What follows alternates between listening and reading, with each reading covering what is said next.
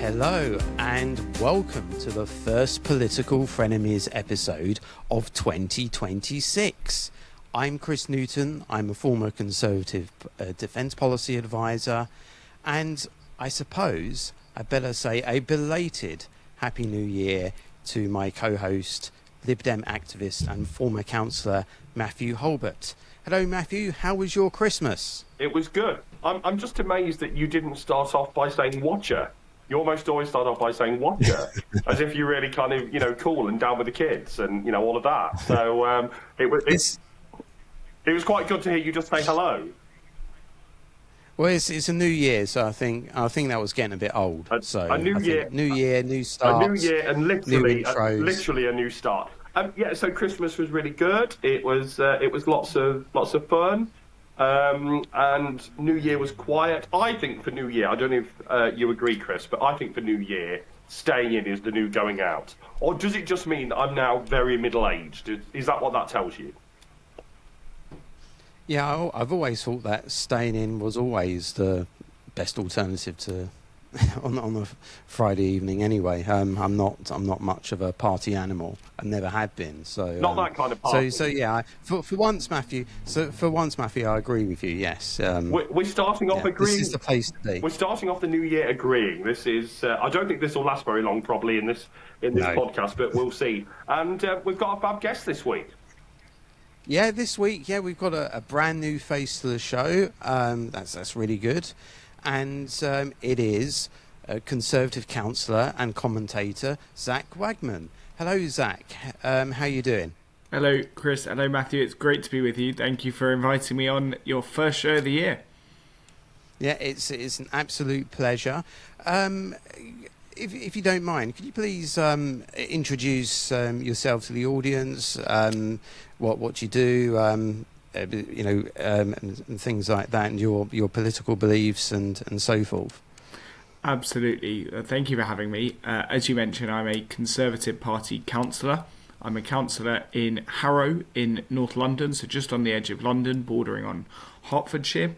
I've been a councillor in Harrow for just over 3.5 years. And will be completing my first term in a few months' time in the elections, and hopefully, fingers crossed, will be asked by the residents to continue going for another term when that comes around in May. On the council, I've been involved in a number of different areas, but my principal focus area is on planning policy. So I sit on the planning committee and the council's planning policy committee, and that's my sort of council involvement. I've been involved with a number of campaigns for the Conservative Party, locally, across London and nationally. And in the day job, I work on political comms as well. So I think, like the two of you, very much living and breathing the world of politics. And it's true to say, isn't it, Zak, that we actually first met for the first time just a few short weeks ago, towards the end of last year, when we were paired together on a panel on Talk, and we were chatting before we went on air there, and saying that it's really great fun, isn't it, to go and have a bit of cut and thrust live on the TV. That's absolutely right, Matthew, and I enjoyed meeting you, as I've enjoyed meeting others I've met when I've had the chance to go and debate and discuss, as I know you have too. And yeah, it's always good to have these conversations if they're done in a constructive, engaged and friendly manner. I think that's the right way to do it, because as we'll no doubt discuss today, there's so much going on, not just around us in the UK, but across the world, that it's quite right that we break the issues down, discuss them and hear the different viewpoints on them. But if you can do it with a smile and come out being friends and agreeing to go on each other's podcasts at the end, that's even better. Well, absolutely right. Yeah. And what we always say, and I know that Chris will obviously agree with this, and the reason why we started this podcast and why it's called Political Frenemies is because we do debate robustly, and sometimes it can be very robust. But we, me and Chris, despite the fact that we both say that, we both say of each other that, practically everything that we believe is wrong, we still remain actually really good friends at the end. And I think that just says something about the fact that, as human beings, and I guess unless someone believes something that is absolutely beyond the pale, in your opinion, then there should be no reason why you can't remain not just civil but actually friendly towards each other. Yeah, I think you're right, and I've said before to people, if you find me someone that all of their friends, their colleagues, their family members, their neighbours believe in everything the same as them, not just in politics, but their whole worldview. Firstly, you'll have really scoured the earth to find that person. But secondly, you'll have found someone who's incredibly sheltered and probably doesn't know many people, because we all have friends from different parts of our lives that we meet in different places who may not be interested in politics. They may be interested in issues that affect them in their day-to-day life. They may not vote. They may change who they vote for every time. And I think it's important to have people that you disagree with or that hold different views to you in your life, because it also challenges and reaffirms your own views. Yeah, I mean that's the key thing, and there is one big thing that unites all of us, and that is we have this rather weird fascination for politics, which it might seem for those of us in a kind of a bubble that everyone's kind of interested in politics. Well, that's not really the case. It's a very kind of niche thing to be interested in, and I think we need to remember that we all share this fascination, and that's the thing that brings us together. I think you're absolutely right. And so I think we're now ready for some of that robust debate, Chris. Oh, yes. And, it's been an absolute, first week, and it's been an absolute busy, dramatic week. And we're going to discuss about a lot of these stories on this show. So we're going to be discussing all of the events involving Trump. So we're discussing the British reaction to sort of Venezuela, Trump's comments about Greenland, and we may get Iran in there as well. But the main theme of our first item is, should Starmer stand up to Trump?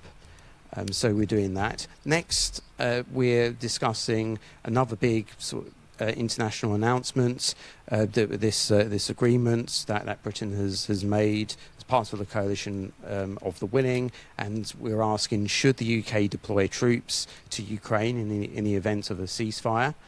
Then we'll be discussing Elon Musk, X, this whole row about this digital AI manipulation of imagery and so forth, and we're asking especially about Labour's proposed or reported proposal to ban X, and whether that's a good idea or not. And then at the end we'll discuss the London mayor race, and we're looking at reforms announcements that Laila Cunningham is going to be the candidate there. New Year, absolutely packed show, 4 items. Let's get started. Okay, so the first item, as I've said, it's been a dramatic week, especially for a defence policy advisor. I've just I was thinking first week would be a bit quiet. It hasn't turned out that way. So basically, Donald Trump has done a lot of dramatic things this week. There's the Venezuela operation and the capture of now ex-President Nicolas Maduro. After that, Trump continued to insist that Greenland should be part of the US and didn't rule out military action. We've had the seizure of numerous sanctioned tankers, and now we have the whole situation with Iran, with a revolt, and Trump implying that he may make an intervention there as well. A lot to talk about, but let's stick with Venezuela and Greenland. First of all, and I always tell this to myself, this is not a defence podcast, this is a political podcast, and it's a British political podcast, so that's the angle in which we're looking at this on this show. So in terms of the reaction, the political reaction, Starmer's reaction, the reaction of the main sort of party leaders, to both Venezuela and Greenland, and which party leader do you think reacted best, and should Starmer stand up more to Trump in relation to concerns about international law and his threats on Greenland and so forth? Zak, any opinions there? Well, that's a lot to start with, Chris. It's, as you say, it's been a very, very busy week. I think fundamentally, the role of the UK Prime Minister is to stand up for the UK's interests on the global stage. And similarly to how we said none of us will know only people that agree with us, the chances are there'll be no other country whose interests entirely align with the British. And I think it's the job of the Prime Minister to work out how he builds those relationships in order to deliver for the British interests. And the fundamental thing that therefore underpins all of what you just said, and indeed the British relationship with the United States, is it's critical that we have a strong relationship with the United States, whoever their president is, because we rely on them, whether that's economically and through business and trade links, whether that's through security and defence links, through technological links. It is essential that we don't burn our bridges, as some party leaders would have us do, with the United States, because we need them, fundamentally. And therefore I think it's quite right that Starmer has tried to strike a balance here. And I think the two things, the Greenland and the Venezuela, are very different. I think Greenland is probably the one that's more cut and dry, black and white. And to his credit, I think the Prime Minister has been quite clear, as have most of the UK political party leaders, as have most of the European leaders, that Greenland is Danish territory.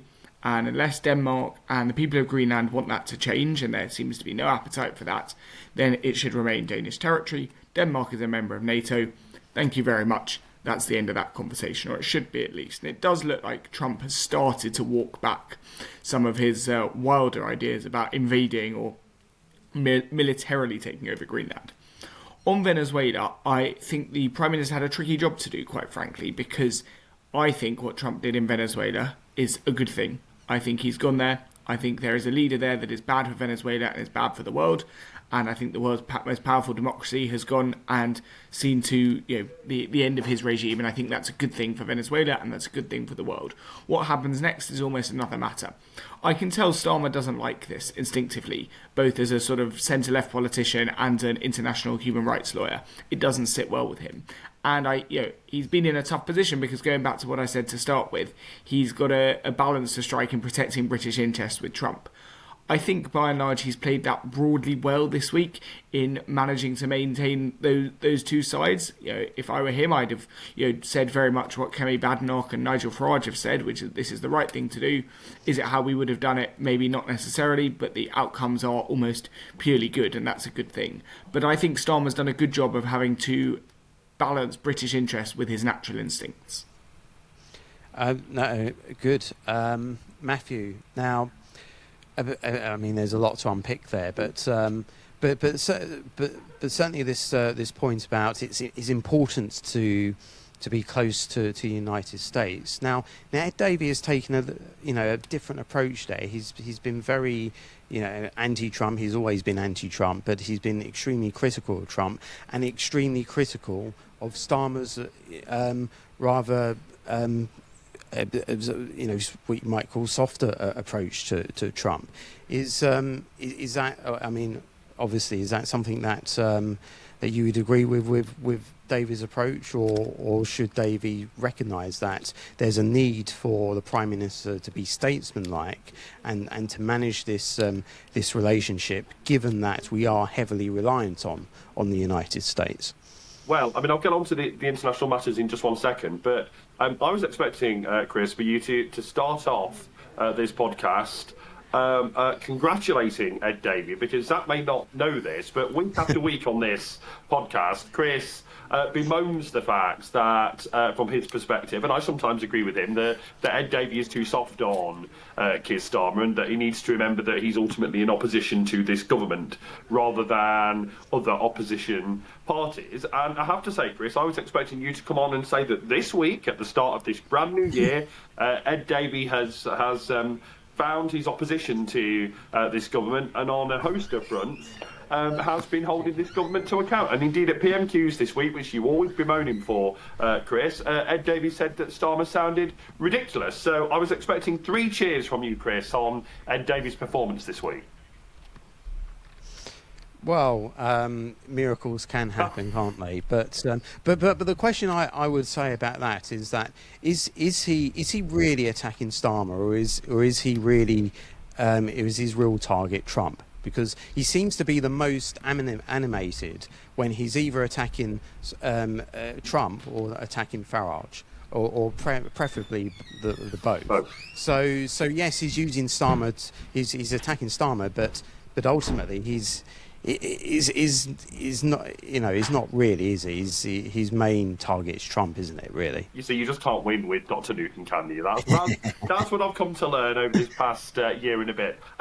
Look, I think Ed Davey is doing exactly what he should be doing as the Lib Dem leader, and taking a different tack from the other political leaders, certainly the political leaders on the right, and also the government as well. Look, I completely appreciate that this puts Starmer in a very, very tricky position.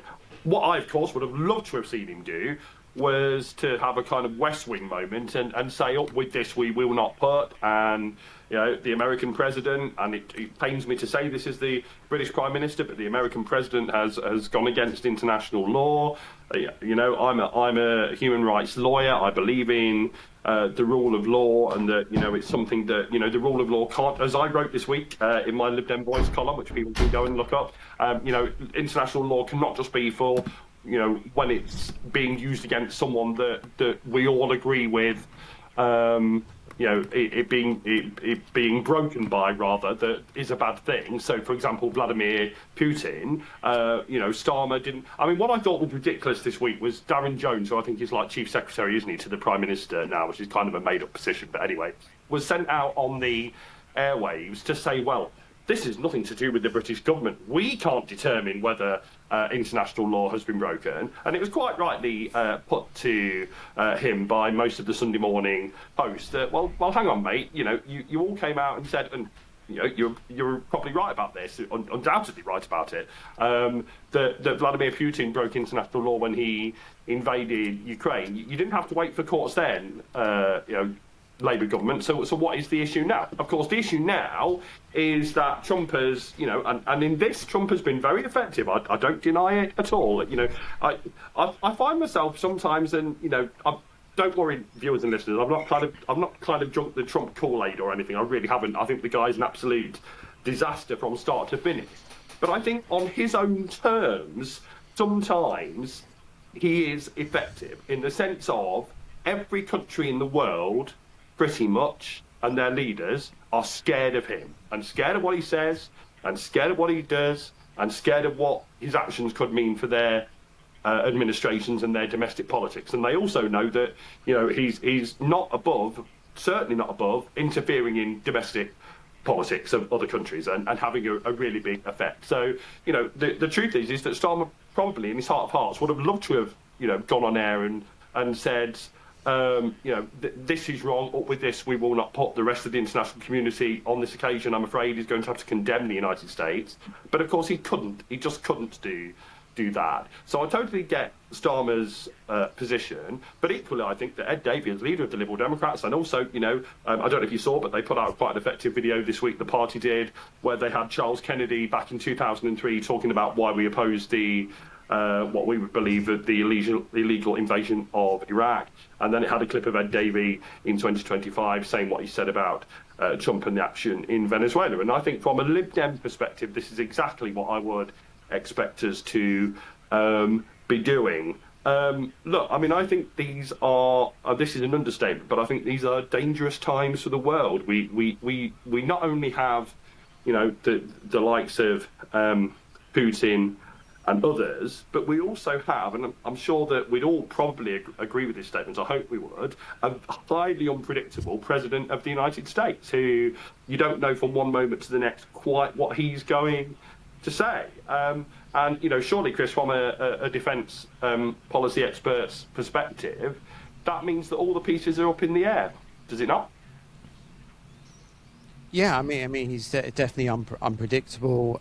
He's definitely, yes, he's tough on countries like Venezuela, but he also turns on his allies, which is very unsettling. But the question I would put to both of you is that given Trump's behaviour, given Trump's unpredictability, does this not ultimately show that we can say all what we want about international law, and of course we should try and keep that system intact, but ultimately doesn't the last week expose the reality that hard power ultimately matters, is what ultimately matters, and Trump can do what he wants because he has the military power behind him. And that Europe, yes, we can complain all we want about what he said about Greenland, which I would agree. It was, the threats to use military force were ridiculous. Although Trump does have a point about the security of Greenland and its importance, but has Europe been extremely? This is going to be the theme of the next item as well. Has Europe been extremely complacent about the nature of international affairs, and that ultimately, if you want to defend a system of rules, an international law, you need the hard power bit behind it, and Europe has just been playing the wrong game. Zak, would you agree with that? I think you're absolutely right, Chris. Which would be a very short answer if I stopped there. But international law has, since it first started, has never been worth the paper it's been written on. It really only exists, given that there isn't really an international police force. We have an Interpol, but there's not a sort of global force that goes and enforces those laws. It really has only just relied on those people that sign up to it following it. And it only works if enough countries sign up to it, enough of the big countries sign up to it fundamentally. Because, you can have a very small group of countries that sign up to it, to the concept of international law and the laws it stands for.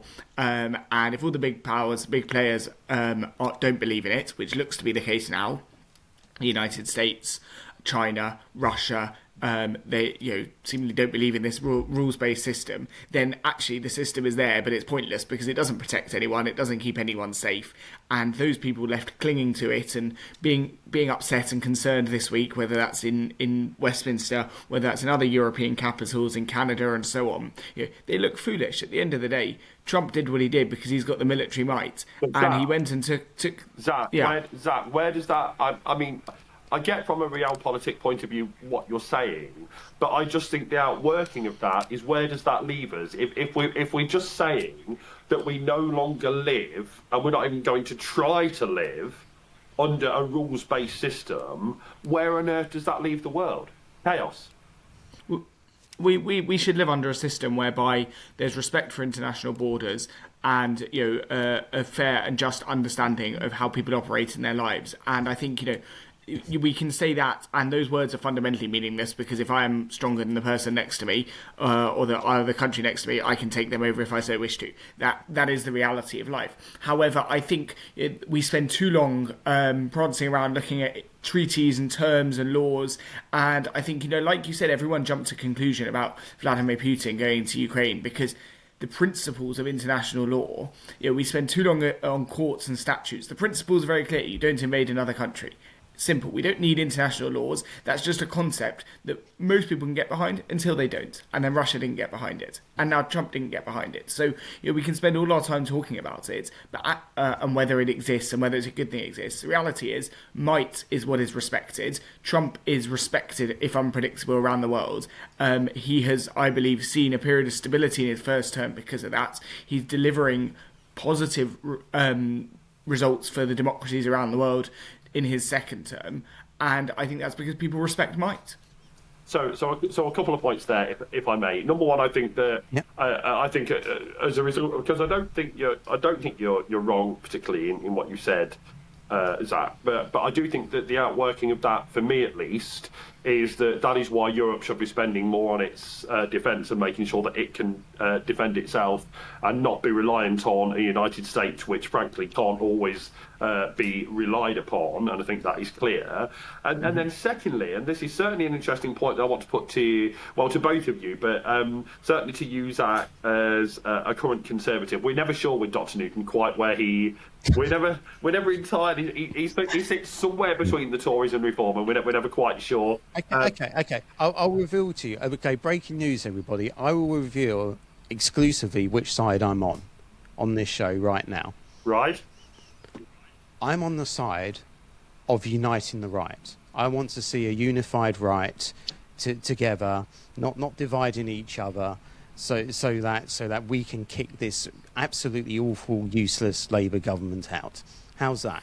there you go, folks. There's an exclusive for you. So, well, I mean, so as a Conservative and as perhaps a former, maybe current Conservative, I'd like to point you to the example of Margaret Thatcher, who, whilst, yes, couldn't have been a more ardent supporter of the United States, and we all know the friendship between her and Ronald Reagan, when the situation, I think it was Grenada, right, happened in the early 80s, where I think basically the United States had forgotten that it was under the crown of Queen at the time, and was involved in action there. Mrs. Thatcher hadn't been informed, and I don't know if there's a recording of this. I think there is, where she gave him an absolute volley down the phone that this was absolutely intolerable. And I think she went on air on the BBC and said that up with this we will not put. So I mean, I think there are examples, and I appreciate Reagan was not Trump, so it is a different situation. But there are examples, surely, where your loyalty is tested in the breach. The fact that you don't have to kowtow to what the Americans say the whole time. You are absolutely right. We don't have to. And as I say, to his credit, Starmer has been very clear on Greenland this week that what Trump was alluding to or suggesting he might do was wrong. I think most British people would agree with that. And he has stood up to him. And you're absolutely right. In the same way that people respond or countries respond to power, to strength and to shows of power, the same also goes that, bullies are awake to fear. I don't think that's quite the phrase, but bullies. Once you stand up to a bully, that's when you're getting somewhere. And I think it's about the balance of the two. And I think Starmer is in a really difficult position because he probably really dislikes Donald Trump and everything he says and stands for. But he knows he has to strike that right balance. But I think, just to conclude and sort of going back to this point about international law, Matthew, the example you just gave about Margaret Thatcher entirely proves the point that this is about personality and strength rather than about international law, because there was no, you broke code, this and that, and we're going to serve you with papers and our lawyers will come for you. It was, you've done this wrong, that's a bad thing, we're going to fix this. And that is how it plays out, people knowing what's right and wrong and then acting in order to defend what they believe is right and wrong. International law is a nice lawyerly way of saying what we all know anyway. But I guess that call me a woolly old liberal, and that is absolutely what I am. But as a liberal, things like international law and Convention on Human Rights, the Geneva Convention, and all of these things mean a lot to me. I mean, they mean a lot intrinsically to my politics, and to have it suggested, even if the real politics suggests that this is correct, and you clearly think that it does, that to say that these things are almost not worth the paper they're written on, and I mean this in a friendly way, obviously, but offends my basic set of values and principles. And so I think, again, I think that's why Ed Davey is absolutely right to have said what he has said. I'd have been annoyed if it had said something different. But I mean, I guess, I'm clinging on. I mean, it's why people bemoan the fact that, I'm a great supporter of the UN, and they say, what has the UN ever achieved? And in many respects, you can't point to a lot of achievements, but I just like the idea of the UN. I like the idea that there is an international system to which we should all adhere, even if in the breach we don't at times. Just one last question before we move on to the next topic, and I'll be quick with this. And this question will go at the heart of the complexities of international law, because it's always contested. There's always disagreements. But of course, we're seeing this situation with Iran now, extraordinary scenes, and now we have scenes and footage and emerging of massacres taking place as well. And it could very well be that over the weekend that Trump is contemplating an intervention. Is that something that we should, at the very least, sort of politically support, or would we have concerns about sort of international law and so forth there? And I'll leave that to whoever wants to answer that. Well, so can I make just a point that I forgot on Greenland and Denmark, and then come to Iran? So on Greenland. Yeah. Excuse me, I've got a little bit of a chesty thing going on at the moment, so apologies. But on Greenland and Denmark, and again, I wrote about this week on my Substack, so people can go and find that as well. But I said that, look, if no, actually, this was on Ukraine. Are you coming to Ukraine, or can I say this now? I am coming to Ukraine. I'll leave that for a second then. So on Iran, I mean, I think the people are being incredibly brave. I mean, incredibly brave. I mean, I don't think we quite realise, as we're sat here in, despite the fact that I know that Chris thinks Britain is going to hell in a handcart, but actually we are actually a stable democracy, and thank goodness for that. So I I think the people of Iran are being incredibly brave. Quite what our involvement should be, I'm not entirely sure, but I think we should be doing whatever we diplomatically can, at least, to support the people of Iran and to overthrow what is a terrible regime. But again, I'm afraid this is really difficult to argue, isn't it? And it's difficult to argue because, Maduro in Venezuela, I mean, no one surely would defend him. Maybe the Jeremy Corbyn was defending him. I was going to say maybe the very hard left would try and defend him, but I think no one sensible would try and defend him. His regime was absolutely abhorrent. But I would argue that just because, so yes, of course we wanted to see change in Venezuela. The question was this the right way to bring change about? And actually, has it really brought change about? Because it's not like Trump has gone out in full throttle support for the leader of the opposition, I think exiled leader of the opposition in Venezuela, who won the Peace Prize, because he absolutely hasn't done that. So it is in effect still the same regime. The question is it now in a sense a Bashar regime, because really they can't do anything against Trump, otherwise Trump will just go in and remove whoever is now in charge. But in terms of Iran, I mean, I think we need to make all the... I know this might not sound like very much at the moment, but I think we need to make all the diplomatic noises that we can to say that we support the people of Iran in trying to overthrow their regime. Anything to add, Zach? I agree with the principle. I think we need to just go further. I think Iran is the single biggest threat to Britain, to the West, to our liberal way of life. And if the Americans are going to be getting involved to do something there, if we can do it with our allies, we should be doing everything we can, the British government, the British people, to see the end of that regime in Iran, because it could not come a day too soon at this point, and the world will be a better place when, and hopefully it's going to happen in the next few days. But it will inevitably happen at some point, that there is regime change and a free Iran, and we will all be better for it. Yeah, I think if Trump has made a big play this week of saying, I'm going to deliver on my threats or promises, however you want to view it. And if he doesn't deliver on this one, then quite, people will ask questions about his credibility from that point of view. But this is dangerous. It will be interesting. Sorry, Chris, this is dangerous, right? And I know we're not an domestic American politics podcast, but I just want to say one sentence saying that this isn't easy for his domestic politics either, because actually, there's a good proportion of his MAGA base who believed him when he said that he was Mr. Stop All the Wars, he was Mr. Peace. Listen to me, guys. I'm gonna, all of that. I'm gonna stop all of the wars. When actually, not only has he literally turned the Defence Department into the Department of war with the dreadful Pete Hegseth, but now he seems determined to mould the world into his image and to use force to do so. So I mean, I wonder how well that is going down with a lot of his base.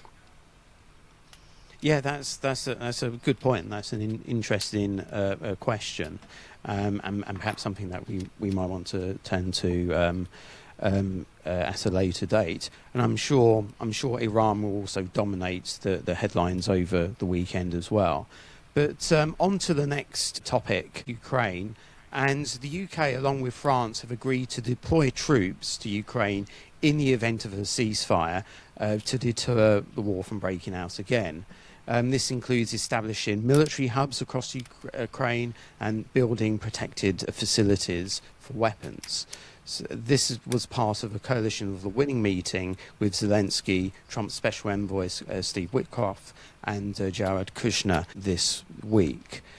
So do we think that this will actually happen? That this will actually come to fruition? And do we think that this is a good idea in terms of sending Starmer's decision to send troops in the event of a ceasefire? Zak? In terms of the first question, will this happen? I think the honest answer is we don't know. We've been down this road many times in the last sort of 9 months or so, where it feels like it's almost going to happen, then it's really almost going to happen, then it's not, then it might. So will this one? It seems like everyone's very positive. Zelensky, Starmer, Macron have been saying very positive things, but I think, I'm certainly not the person to speculate whether this will or will not happen. I think at this rate, given Trump and Putin and what we know about their characters, it's very unpredictable to be able to forecast what they're going to do. Is it right? Fundamentally, yes, it is right that the British plays a role in securing the freedom and the peace of the people of Ukraine. The question that remains to be seen, and I don't think all of the terms of the agreement are out, and this will no doubt change depending on what the ceasefire is and so on, is how long that lasts. Because I don't think we can sign up to some sort of in perpetuity posting of British and French troops on the border between Ukraine and Russia. Because firstly, I think that's impractical. Secondly, I don't think that's right. And thirdly, because it suggests it's the most fragile peace or the most fragile ceasefire that foreign sort of observers, as it were there to hold the peace forever, suggests that it's not actually a peace, there's a real sticking plaster. So I think all of the devil will be in the detail on this. I think it's good that Britain is going to be involved in this. It's the right thing that a country like Britain should do, irrespective of who the Prime Minister is. But I don't think we can be satisfied if our long-term answer to peace in Ukraine is British and French troops patrolling the border.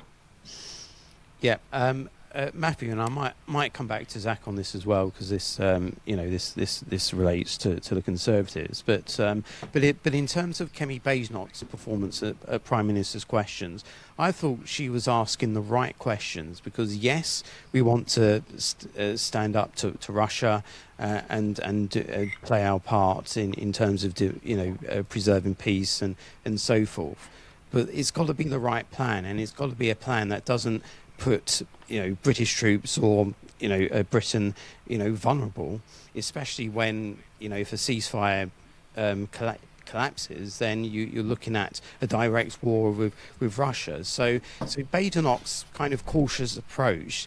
Do you agree with that? And was she asking the right questions in not being completely full-heartedly supportive at this stage? Well, I thought that it was a really interesting exchange, actually, and I think for me the most interesting thing that came out of it was the fact that she teased out because the day before, Starmer and Macron had made this big show of this, but actually Badenoch teased out the fact that actually it was just reaffirming what had been previously announced, and Starmer said, oh well, it was the political agreement. Oh well. Okay, so really what it meant was that they needed something to say as a result of their talks, and so they did this big thing, kind of re-announcing that they would be willing to do this. So I thought that was interesting. I thought it was also interesting that Germany hasn't agreed to this, and that probably has something to do with their own history. So I thought that was interesting as well. The bit that I've written for my Substack was saying, and to be fair to Starmer, he did say this will be the case, but I just thought it was worth kind of, putting my two pennies in, saying why this is important, is the fact that the House of Commons should have a vote. And even if this is about, a peacekeeping mission rather than anything else, I think it would be intolerable for British troops to be sent anywhere as major as that kind of situation and not have an endorsement by the House of Commons. So that was what I wrote about this week. So the question is all of this pie in the sky? Is this not actually going to happen? Look, I of course hope that there's major that we see a major change in the situation between Putin and Ukraine, and of course I hope that it's on the side of Ukraine. But Look, I'd love to see Ukraine win outright, of course, but I'm sure all three of us would here. But is that? And I think their people have been incredibly brave in defence of their homeland. But do I think that is how this is going to play out? Probably not. I think there needs to be some kind of agreement, and as much as this saddens me, and it does, it really pains me, I think, excuse me, because I'm talking a lot, I think it's, which Chris will often say, but just don't talk, Matthew. But I think that, I think there's going to have to be, Putin is going to have to be able to go back to his people and claim some kind of victory and say, look, I've now secured this land, blah blah blah, whatever it is. Just as Zelensky needs to be able to go back to his people and say, our nation is still a sovereign nation, but I'm afraid, to get peace, we've had to agree to this, that, and the other. And I think that is the way that is going to have to play out. I hope that it's this year, but whether it will be, I've no way of knowing. Yeah, I mean, I'd be surprised if this aspect, in relation to any sort of NATO troop deployments that Putin would accept it. He'd probably accept it if if he's absolutely under pressure to. But I'd be absolutely surprised, because the whole point of the war is that he wants Ukraine in the Russian imperial orbit. And he doesn't want Ukraine to face the West at all. Well, you can't get more Western facing than having NATO troops deployed in the actual country. So Chris, can I ask you, especially given your speciality, is this yet another thing whereby the crucial person is Trump and what he decides? Yeah, I think the objective is for the Europeans to show Trump that they're serious about peace negotiations and that they're not, in his eyes, just trying to prolong the war. So that's the objective. The problem is the force that the lack of detail and the force that's being proposed here is actually going to backfire, I think, on the Europeans, because it just exposes how weak militarily the Europeans are in terms of force levels and willingness to actually do something. They're very big at talking, but actually having.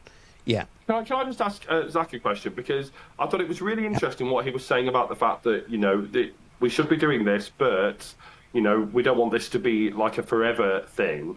Look, part of me agrees with him on that, but then the first kind of place or word that came into my mind when he was saying that was Afghanistan. And I personally thought that, I was a big Joe Biden fan, right? I thought he was a good president, but I thought his biggest mistake of all was the fact that he, and it has to be said, I think Boris Johnson at the time, left the people of Afghanistan, basically said, right, we've been here long enough, we're off, and left them basically in this intolerable situation with the Taliban, in probably a worse situation than they were in right at the start. And I just think, again, this goes a little bit back to international law and, international concepts of what is right and what is just. I think you can't, morally at least, you can't just withdraw from a country where you have played such an important role and then just say, well, off you go then because we're off. I just think that's intolerable. I think you're absolutely right, and I think, as you say, what happened in Afghanistan was probably on a competitive list amongst the really worst things morally that Joe Biden did as president. I think it was the wrong decision from the British, but I also think if the Americans had taken off, the British wouldn't have been able to do very much in Afghanistan for very long without them. And I think it does prove my point. I don't think you could just write into this agreement now, there's going to be a ceasefire, this is what we can do, and on the 1st of January 2033, the French and the British will leave irrespective of what is going on. I don't think that's the right thing. I think the point I'm trying to get at is, if the only way that this peace can be enforced is secured is by British and French troops being there for a considerable time, not just the period of swapping back prisoners of war, of letting people cross back over borders, then it's not really a peace or a ceasefire at all. It's an unhappy agreement that they've come to because they've had to, and there's nothing really underpinning it. Right. And I think if that's where we are, obviously it'd be a good thing for the war to end, but we can't then all move on and go, well, that's Ukraine done and dusted, where's the 15th war that Trump is going to end this year? I think it's really important that it has to be a ceasefire built on more than just the fact, well, Putin won't do anything if the British are standing on the border there, because that's probably not true in and of itself. But if that is the only thing holding the ceasefire, it's a very weak piece. One quick final question to Mathew, and he'll absolutely love me for asking this, but hasn't all of what we've discussed so far illustrated that in Britain, that the balance of spending between health and welfare in relation to defence has resulted in the situation where we're vulnerable, not just vulnerable in relation to our enemies, but also in relation to Trump as well. And that ultimately, what Badenoch said at Prime Minister's questions was right. That we need to spend more on defence, and also just to add to that the balance has to change. We and the Europeans as well. You talk about how much the Europeans spend on health. Well, they're spending that amount on health because the Americans are paying for their defence. Well, the British and the Europeans, we are going to have to spend more on our defence because it's a new world, and the Americans aren't as interested in defending Europe as they used to be.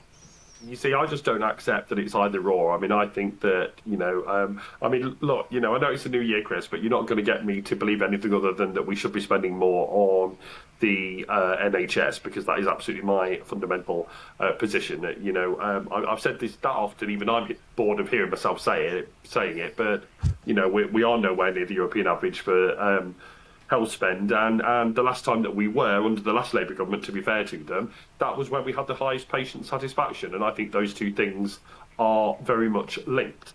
So I'll just leave you with that point. But do I think that we need to be spending more on defence? I think only an idiot would say that we shouldn't be, because this is clearly an increasingly dangerous world. And if you think that's going to end when Trump hopefully goes at the end of his term, and I say hopefully because who knows what he might try and do between now and then. But I think if you're expecting his likely successors to be anything other than of his same vein, certainly from a Republican standpoint, then I think you're being very naive. So I think Europe does need to spend more on defence. It needs to be able to stand up to on its own 2 feet much more than it has been able to, and I'm afraid, recognise the fact that, and again, I don't think this is just a Trump thing. He might have his own particular way of doing things that are quite unique to him, but I don't think America is always going to be a reliable friend for us, and that saddens me to say, because as much as I'm a pro-European, I'm a child of the 80s and 90s. Most of my pop culture has been from the United States. I have a great, I hope this year to go to the US for the first time. If you can say that you have a great love for a country you've never been to, that's what I'm going to say. I think America is a great place, but I'm afraid it's not always a reliable partner for us, and that means that, I would just say to you, Chris, as well, I'm afraid I'm bound to make this point, aren't I? But that, we left our most reliable partners when your lot, I was going to say forced Brexit on us. I guess I can't quite say that. It was a democratic vote, but when did we? We're in Estonia. We're committing ourselves to Ukraine. We haven't. Yes, we've left the political union, but we're still 100% committed to European security, aren't we? We are, but I just think, excuse me, I just think it makes us weaker as a nation. But we won't argue Brexit here now because we've just not got time. But I think what the past kind of, what is it now, about 50 minutes has shown us is that we do live in an increasingly dangerous world. Defence is the most important thing. The defence of any country is the most important thing that a government has to do. And I hope that we can walk the tightrope, and that Starmer, obviously he's the Prime Minister at the moment, can walk the tightrope of, having to do the diplomatic thing, but having to ensure that we don't totally give up on our values at the same time. Okay, right. We're going to debate that, I'm sure, many times in the next few weeks and months. But let's rattle through the last two items. And the next item is that the government has threatened to ban X after outrage that the site's AI chatbot, Grok, can digitally strip clothing from photographs. X responded by placing the image creation feature as a paid service, to which the government said this was an insult to the victims of misogyny and sexual violence. The Lib Dems have also called for access to X to be temporarily restricted.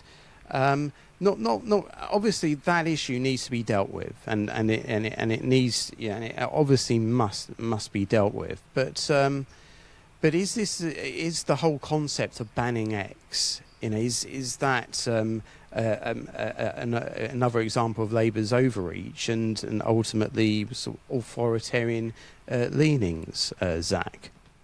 I think the simple answer to your question, Chris, is yes. Obviously, as you say, and it shouldn't even need repeating, what it has transpired that Grok and the X can do is awful. Similarly to the international law argument, we don't need laws or experts to tell us that. We all know instinctively it's bad, it's wrong.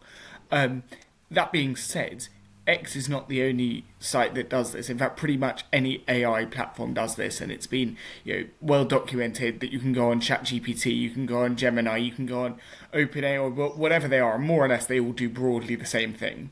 And I think, therefore, all this focus on X is vindictive and is symptomatic of a government and a media class that has it out for Elon Musk and because they like ChatGPT, well, they wouldn't quite want that one banned. But we don't like X, we don't like Elon Musk, so let's get that banned. I think there needs to be serious conversations about how this tool, as it were, is not used in a way like this, which is, as we say, is clearly wrong. But I think, as you say, it's an example of overreach, because it's really, really unfortunate when something is bad and the answer is just, well, scrap it, just ban it, because we will be left with nothing left. It's very similar to the arguments we had a year ago about ordering knives online. Rather than deal with the problem, which is that people are radicalised and want to kill people, it's let's just make it harder for people to buy knives. There are perverts and paedophiles out there. They are going to find ways to do this. They've done it for hundreds and thousands of years. They're going to find ways to continue to be perverts and paedophiles, whether we have X or not, whether we have AI or not. And we need to get to the root of this, rather than simply just turning around and saying we don't like this website, ban it, which is really what North Korea, what Iran do. It's not what a liberal democracy does. Mathew? Yeah, so I think this is clearly a very serious issue. And I don't think I quite buy the argument that other places do it, therefore we can't say to one of them that this is an issue that they need to clean up and sort out. I think that we've got to start somewhere, and Elon Musk has made himself and made X a very high profile platform, and he and his business should be doing better than they've done, and their response clearly isn't good enough. What they're now saying is that if you pay us a bit more, you can still do this, folks. You just need to pay us a bit more than you're paying to do so. I think that's just an absolutely intolerable position. And what I'd also say, because actually, I know, I'm surprised Chris hasn't already done it. I'm surprised that he hasn't already said to me, "Oh, you Liberal Democrats, you're unliberal and you're not Democrats. You're trying to get rid of a platform." But what I'd say to you is that, and again, can I also point out, my lot, whatever you think, they have been saying stuff this week and getting attention for saying it, and I think I hope that's how we're going to carry on for the next 51 weeks of the year, because I think that we at times last year we were a bit too easy to ignore and a bit too easy to forget the Lib Dems, and so we've started off well this year, I think. But I think Davey is right. I think X doesn't have an inalienable right to exist. Right, there are other platforms will spring up. We don't have to have X. And I know that, someone said on someone said on X today that one of our MPs had gone on the radio, defending this policy, and then the presenter had put to Victoria Collins, I think it was, who's now Lib Dem Vice President, actually, and then someone put to her, the presenter put to her, well, you've been posting on X today, is this not hypocrisy? So I had to, because I knew that this had come up today, I really sat and had to think to myself that is that hypocritical or not, and I've decided that it's not, and I will explain why I think it's not. That whilst X is there, Lib Dems should absolutely be communicating through it. It is, it has lots of people on it. We should absolutely be using it to put our message across and our values and our policies. We should also be using it, the very platform itself, to have a go at that platform and say that you should be doing better. But I think that you can do both of those things whilst also saying that temporarily, whilst an investigation is held, the platform should be suspended. So I don't personally think that's hypocritical. I think that's perfectly consistent. Yeah, but doesn't that show that you can't avoid not using it? That people are absolutely dependent on this platform, and to ban it outright, and rather than seek some way in which this could be more calibrated. Is dependent the right word? I mean, look, all party's still on it. All three of us here are regular users of that platform. It's a great way to, we use it to promote this pod. Find us at Political Frenemies, folks, but do it now before it's the platform is suspended. I use it to promote my articles. It's a great way to. I think I met both of you ultimately on that platform. So look, in many respects, it's a great platform. What I would argue is that it's got much worse under Elon Musk. And all I can say to you is that, on my feed, I constantly see, hard right people that I obviously don't follow, right? I would never follow these people, and yet they are on my feed. Now, how are they on my feed? These are not people that I would ever search for. These are not people that I would ever follow. They're there because Elon Musk has decided that this is his politics and that therefore he's going to ram it down the throats of all of his users. So I would say back to you. I get left people on my feed all the time. So it happens. So it works both ways. Oh, well, okay, but and look, I'm not for echo chambers, and that's why we have guests from across the political platform on this podcast. But I think, for example, when I see blooming Tommy Robinson, I hate even using his name, appearing on my feed, I'm thinking, well, this is not someone that I would choose to be finding out what he's got to say on whatever the issue is. And so I do think that there is something wrong with X at the moment that really needs to be looked at. Yeah. But I think there are two arguments that are being conflated here. There's the algorithm that might be pushing things that Elon Musk likes, and there's the sexual abuse and the sexualization of images. Right. On this algorithm point, quite frankly, Elon Musk owns X. If he wants to use it to push a platform of a political view he holds, what's so wrong with that? If you don't like it, go and use another social media platform. But it's not his. Well, I suppose it is his personal feature. But what I mean, it is his platform. I mean, it literally is. And if that's what he wants to do, then I guess he can. But what it was always before he bought it was a general platform where lots of views were shared, and whereas he seems to now to want all of us, whatever our viewpoints, to have to read the most appalling things. I do think I think you're right. He seems to want people to view a certain thing, and I think that's his. It might be sad, but I think that's his prerogative. But I do think the conversation on X is very disproportionate. Most people in the UK are not on X. It is the smallest of the major social media platforms behind Instagram, Facebook, TikTok, YouTube. It's just because journalists and politicians are on Twitter or on X that it gets the conversation it does. I think there are sometimes something like 10 times as many British people on Facebook than X.